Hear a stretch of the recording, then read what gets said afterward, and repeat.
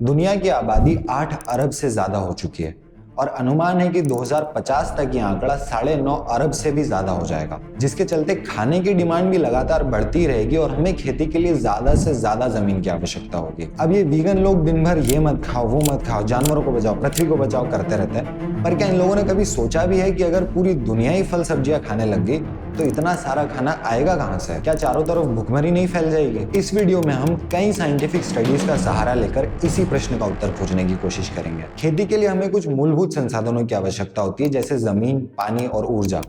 और हम देखेंगे कि अगर पूरी दुनिया प्लांट बेस्ड डाइट पर शिफ्ट हो जाती है तो उसका इस हर एक संसाधन पर क्या असर पड़ेगा। देखो यार, पृथ्वी पर जगह तो सीमित है, और क्या आपको पता है कि हम पूरी दुनिया के हैबिटेबल लैंड यानी ग्लेशियर्स और पहाड़ों को हटाकर रहने लायक जमीन का लगभग आधा हिस्सा केवल खेती के लिए इस्तेमाल करते हैं। अब ये सारे खेत जंगलों को काटकर ही बनते हैं। यही कारण है कि आज की तारीख में 90% डिफोरेस्टेशन यानी पेड़ों के कटने का कारण खेती है। तो ऐसे में पूरी दुनिया केवल खेतों में उगाई जाने वाली फसलों को खाने के बारे में कैसे सोच सकती है? इसके लिए तो और ज्यादा जमीन की आवश्यकता होगी, है ना? ऐसा नहीं है। असल में बात यह है कि जितनी भी जमीन खेती के लिए इस्तेमाल की जाती है उसमें से 83 यानी 83% जमीन केवल पशुओं से संबंधित खेती में लगी है। यानी इसका इस्तेमाल केवल जानवरों को चराने के लिए या उनका खाना उगाने के लिए किया जाता है। अगर हम केवल एरेबल लैंड यानी उस जमीन की बात करें जिसमें खाने के लिए फसलों को उगाया जाता है, तो उसमें भी 33 से 40% जमीन केवल जानवरों का खाना उगाने के लिए इस्तेमाल की जा रही है। अगर हम पूरे यूरोप की बात करें तो वहां तो 71% एरेबल लैंड जानवरों के लिए खाना उगाने के लिए इस्तेमाल किया जा रहा है। वहीं यूएसए में यह आंकड़ा 75% है। अब आप शायद सोच रहे होंगे कि भले ही एनिमल फार्मिंग ज्यादा जमीन लेती हो, लेकिन फिर उससे लोगों को खाना और कैलोरीज और प्रोटीन भी तो ज्यादा मिलता होगा। यहीं पर असली समस्या है। एनिमल सोर्सेज से मिलने वाली कैलोरीज पूरी दुनिया की कैलोरीज का केवल 18% है, और उनसे मिलने वाला प्रोटीन पूरी दुनिया के प्रोटीन कंजम्पशन का केवल 37% है। अगर हम सीधे सीधे भोजन की भी बात करें तो 1 किलो बीफ के लिए जानवर को 25 किलो फीड खिलाना पड़ती है, 1 किलो मटन के लिए 15 किलो फीड और 1 किलो मुर्गे के मांस के लिए 3.5 किलो फीड लगती है। इससे यह पता चलता है कि एनिमल प्रोडक्ट्स हमारे खाने की जरूरतों को पूरा करने का एक बहुत ही इनएफिशिएंट तरीका है। इसमें जमीन के इस्तेमाल की तुलना में भोजन बहुत ही कम मिलता है। सोयाबीन, फल, चने, सब्जियां, तिल, मूंग और जमाने भर के प्लांट फूड्स उगाने के लिए केवल 17% जमीन लगती है और उससे हमें 82% कैलोरीज मिलती हैं, और दुनिया भर का 63% प्रोटीन वहीं से आता है। जिस स्टडी की हम बात कर रहे हैं वो ऑक्सफोर्ड रिसर्चर्स के द्वारा की गई है और वो अब तक की सबसे बड़ी स्टडी है जिसमें पशु पदार्थ और एनवायरनमेंट की चर्चा की गई है। इसी स्टडी के मुताबिक अगर प्रोटीन की बात करें तो एनिमल बेस्ड प्रोटीन सोर्सेज जैसे बीफ, लैम्ब और मटन कुछ common plant based protein sources जैसे मटर, ग्राउंडनट और दालों की तुलना में 100 ग्राम प्रोटीन के लिए 20 से 50 गुना ज्यादा जमीन लेते हैं। मिल्क और चीज के लिए भी ये 4 से 10 गुना तक ज्यादा है। इसी स्टडी में यह भी पाया गया कि अगर पूरी दुनिया वीगन हो जाती है और एनिमल प्रोडक्ट्स को छोड़कर प्लांट बेस्ड फूड्स पर आ जाती है तो खेती के लिए इस्तेमाल होने वाली जमीन को हम 75% तक कम कर सकते हैं। ये एरिया पूरे नॉर्थ अमेरिका कॉन्टिनेंट और ब्राजील के बराबर है। भोजन के अलावा पानी भी एक बहुत महत्वपूर्ण रिसोर्स है।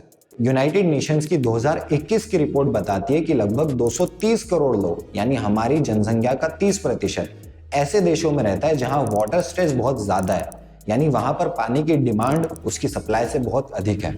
MIT की रिसर्च की माने तो यही वाटर स्ट्रेस 2050 तक 52% लोगों को प्रभावित करेगा। अब दुनिया भर में जितना भी हमारे पास पानी है उसमें से 70% केवल खेती के लिए इस्तेमाल होता है। अब अगर हम एनिमल प्रोडक्ट्स को कम करके प्लांट बेस्ड डाइट पर शिफ्ट हो जाते हैं तो क्या पानी के लिए सिंचाई की डिमांड और बढ़ सकती है?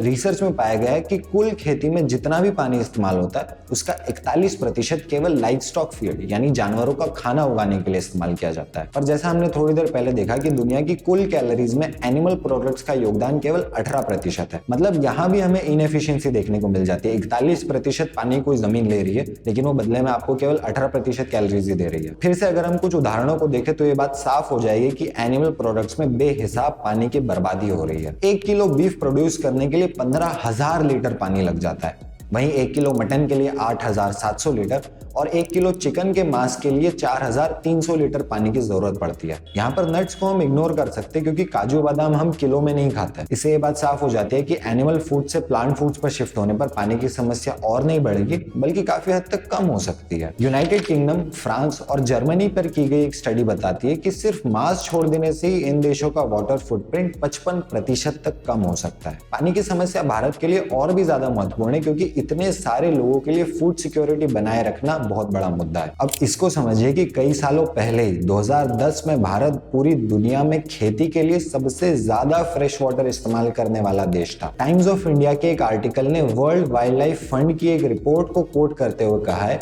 कि अगर पूरे भारतीय वीगन हो जाते हैं तो हमारे भोजन के लिए इस्तेमाल किए जाने वाले पानी की डिमांड को हम आधा कर सकते हैं। खेती में तीसरा मुद्दा एनर्जी का है जो पूरी एग्रीकल्चरल वैल्यू चेन को प्रभावित करता है। फसल उगाना, उसे प्रोसेस करना, हार्वेस्ट करना, रखना और ट्रांसपोर्ट करना, खेती के हर एक चरण पर एनर्जी की आवश्यकता होती है, चाहे वो डीजल हो, पेट्रोल हो या फिर बिजली से चलने वाली मशीन है। अब रिसर्च बताती है कि प्लांट बेस्ड फूड्स तैयार करने के लिए हमें एनिमल फूड्स की तुलना में बहुत कम एनर्जी की आवश्यकता पड़ती है। ऐसा इसलिए क्योंकि जानवरों को बड़ा करने में, उनकी फैसिलिटीज को मेंटेन करने में, उनको ट्रांसपोर्ट करने में, उन्हें मारने में, रेफ्रिजरेशन और प्रोसेसिंग में बहुत ज्यादा एनर्जी खर्चा होती है। उदाहरण के लिए the American journal of clinical nutrition में पब्लिश्ड एक स्टडी से पता चलता है कि प्लांट प्रोटीन की तुलना में एनिमल प्रोटीन प्राप्त करने के लिए 11 गुना ज्यादा फॉसिल फ्यूल एनर्जी का इस्तेमाल होता है। और ये ग्राफ उसी जर्नल में पब्लिश्ड एक और स्टडी से लिया गया है जो एनिमल और प्लांट बेस्ड फूड्स की प्रोटीन डिलीवरी एफिशिएंसी को बताता है। मतलब 1 मेगाजूल एनर्जी से कितने ग्राम प्रोटीन मिल रहा है। जो प्रोडक्ट जितना टॉप राइट कॉर्नर की तरफ है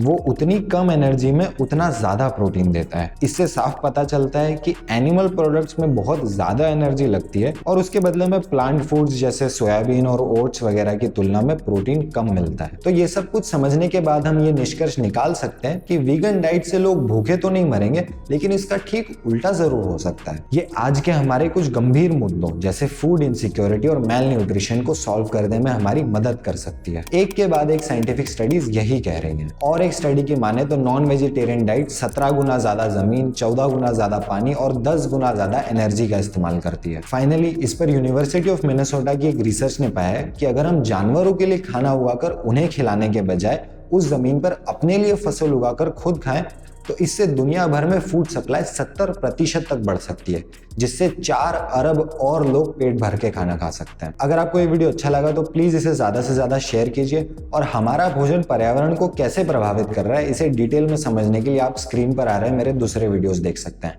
धन्यवाद।